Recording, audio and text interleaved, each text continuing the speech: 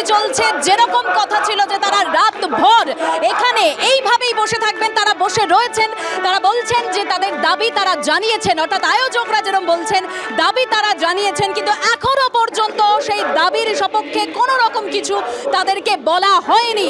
তাই এইভাবেই তারা আন্দোলন চালিয়ে যাবেন। আমি দেখতে পাচ্ছি এখানে যেরকম বিশিষ্ট জনেরা রয়েছেন, তার সঙ্গে সাধারণ মানুষরা রয়েছেন, এবং যে প্ল্যাকার্ড নিয়ে তারা বিক্ষোভ দেখাচ্ছেন, একেবারে যে প্ল্যাকার্ড নিয়ে তারা বিক্ষোভ দেখাচ্ছেন, ভয় পেও না, ভয় পেও না, তোমায় আমরা মারব না, সঠিক বিচার না পেলে তোমায় আমরা ছাড়ব না। অর্থাৎ এইভাবেই তারা প্রতিবাদ জানাচ্ছে যে যেভাবেই হোক বিচার ছিনিয়ে আনতে হবে। অন্তত তাদের যে প্ল্যাকার্ড, তাদের যে আওয়াজ, তাদের যে বক্তব্য, সেটাতে এটাই সব থেকে আগে স্পষ্ট হচ্ছে। এবং আমরা দেখতে পাচ্ছি এইভাবেই তারা প্রতিবাদ জানাচ্ছেন, এবং সারা রাত তাদের এই কর্মসূচি চলবে, ধর্ণা কর্মসূচি চলবে। এবং বিভিন্ন যারা রয়েছেন বিশিষ্ট জনেরা, তারা বলেছেন উপস্থিত থাকবেন। তারা যেরকম স্বস্তিকা মুখোপাধ্যায়কে সরাসরি আমরা এই মুহূর্তে দেখতে পাচ্ছি, আমি একবার চেষ্টা করব স্বস্তিকাদির সঙ্গে কথা বলবার জন্য। সারা রাত বসে থাকবেন তিনি বলেছেন। স্বস্তিকাদি, সারা রাত এইভাবেই ধর্ণা কর্মসূচি চলবে, যেরকম তুমি আগেও জানিয়েছিলে? মনে তো তাই হচ্ছে, কারণ আমি জানি না ঠিক কত ঘন্টা কেটে গেছে, 3-3.5 ঘন্টা বোধহয় কেটেছে।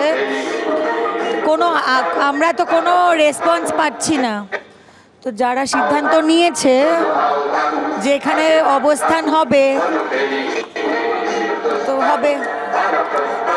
কি বলবে, কিছুক্ষণ আগে যেভাবে একটা অশান্তির খবর সামনে এসেছিল দেখেছিলাম আমরা, তারপর এইভাবে আন্দোলন চলছে, একদিকে তদন্ত চলছে, বিচারের আশা কতটা থাকছে?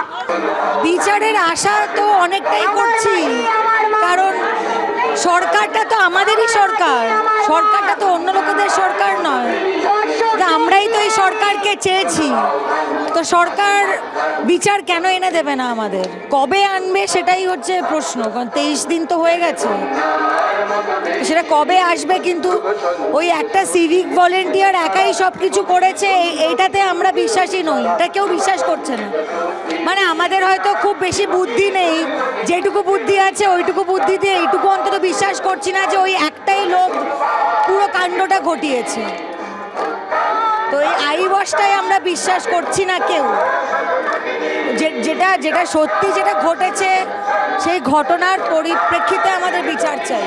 আর আমার মনে হয় আমাদের সরকারের এইটুকু দায়িত্ব আর দায়বদ্ধতা তো আছে, যে মেয়েটি রেপ্ট হয়ে মারা গেল তার বাবা মার প্রতি তো একটা দায়বদ্ধতা আছে, তো সেইটুকুর জন্য অন্তত বিচারটা হোক। একেবারেই বিচার চাইছেন প্রত্যেকে, বিচারের দাবিতে সরব হচ্ছেন সকলে। এবং যে ছবি বারবার উঠে আসছে যে এইভাবেই বিচার ছিনিয়ে আনতে হবে, তারা বলছেন যে বিচারের প্রতি আস্থা রয়েছে, কিন্তু কবে সেই বিচার হবে, আর কতদিন আমাদেরকে অপেক্ষা করতে হবে, সেই বিষয়ে তারা প্রশ্ন তুলছেন। এবং তারা বলছেন যে একজনের পক্ষে এই ঘটনা ঘটানো সম্ভব নয়। অর্থাৎ স্বস্তিকা মুখোপাধ্যায় যে বক্তব্য কিছুক্ষণ আগে রাখলেন, আর কারা কারা জড়িত রয়েছে সেটা সামনে আসতে হবে, কেউ জড়িত আছে কিনা সেটাও সামনে আনতে হবে।